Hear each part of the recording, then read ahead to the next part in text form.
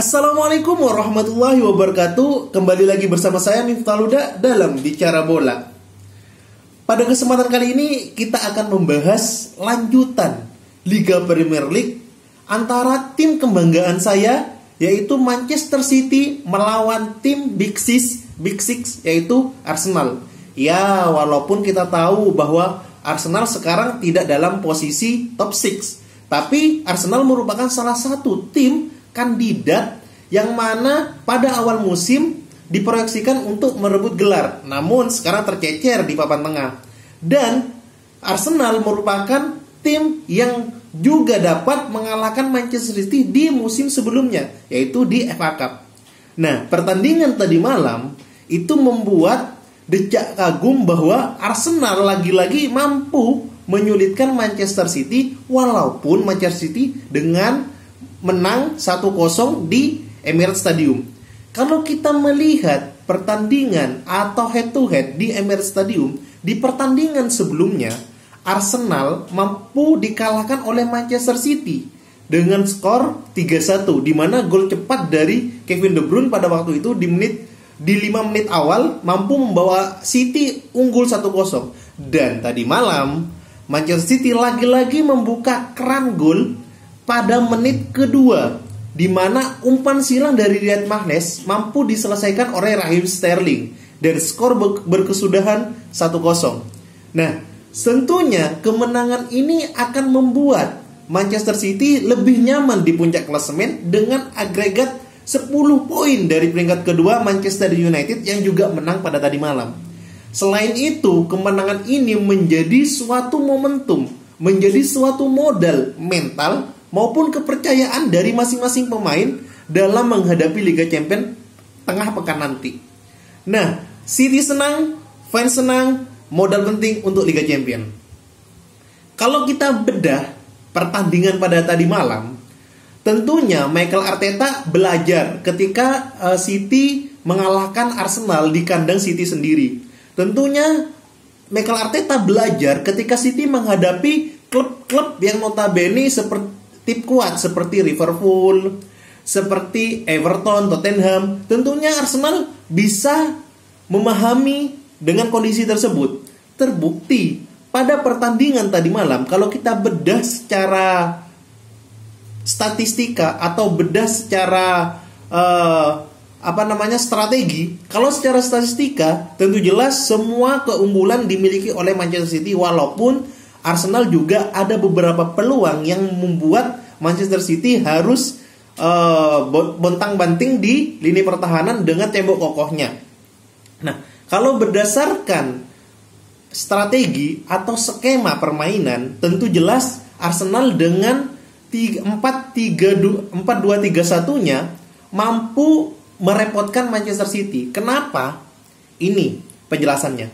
Karena kita tahu bahwa pemain Arsenal itu pada dasarnya menerapkan counter attack dengan 3-4-3 biasanya pada saat mengalahkan Manchester City di semifinal FA Cup musim kemarin. Namun Arteta sangat yakin dengan komponen pemainnya pada musim ini. Terbukti dia menggunakan 4-2-3-1, di mana dua DMF-nya yaitu Saka dan Elneny mampu berbicara banyak di lini tengah ketika menghadapi Manchester City. Kalau Manchester City tentu jelas dengan 4-3-3-nya dengan menggunakan false nine, di mana Kevin De Bruyne diplot sebagai false nine bergantian dengan Bernardo Silva.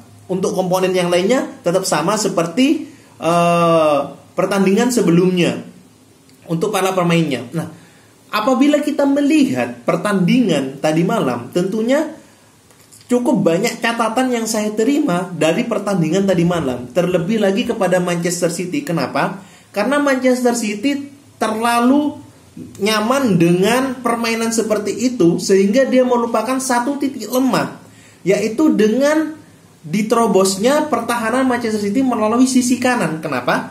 Karena sesuai dengan instruksi Pep Guardiola, ketika posisi pemain menyerang, seorang Joao Cancelo itu akan masuk ke lini tengah membantu Fernandinho yang pada tadi malam itu diturunkan sebagai DMF.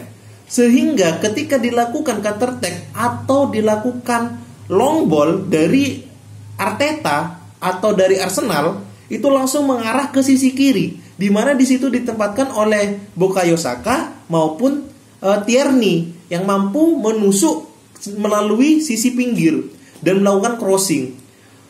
Itu kemungkinan itu sudah diantisipasi oleh Arteta bahwa Manchester City pada dasarnya akan menerapkan permainan seperti yang dia lakukan di pertandingan-pertandingan sebelumnya. Terbukti Arteta mampu mengelabui Pep melalui serangan lewat sisi kiri. Terlebih-lebih seorang Aubameyang, dia juga mampu menyisir dari sisi kiri. Namun City tetaplah City, di mana kedua defendernya yaitu John Stone dan Ruben Dias mampu memberikan kenyamanan bagi Henderson sehingga kiper tersebut tidak mengalami kebobolan pada tadi malam. Nah, catatan ini tentunya menjadi sebuah penilaian bagi Pep Guardiola dalam menerapkan strategi yang seperti dia lakukan di pertandingan-pertandingan sebelumnya. Apalagi di tengah pekan dia akan menghadapi Mönchengladbach.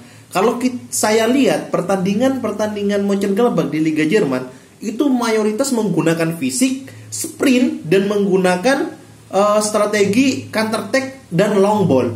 Sehingga patut diwaspadai ketika skema Joao Cancelo maupun Zinchenko masuk ke lini tengah, maka harus ada cover area di mana sisi yang ditinggalkan harus lebih kuat. Karena itu merupakan satu titik lemah yang saya catat dari pertandingan Arsenal melawan Manchester City.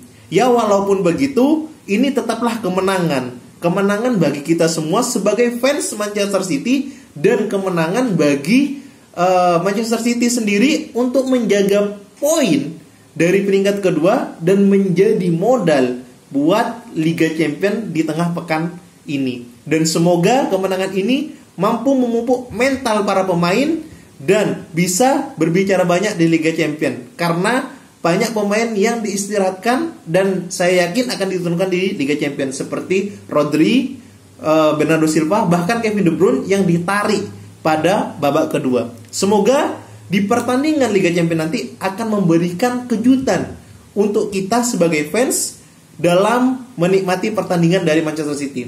Mungkin itu yang dapat saya sampaikan. Semoga kita bertemu di video berikutnya. See you guys.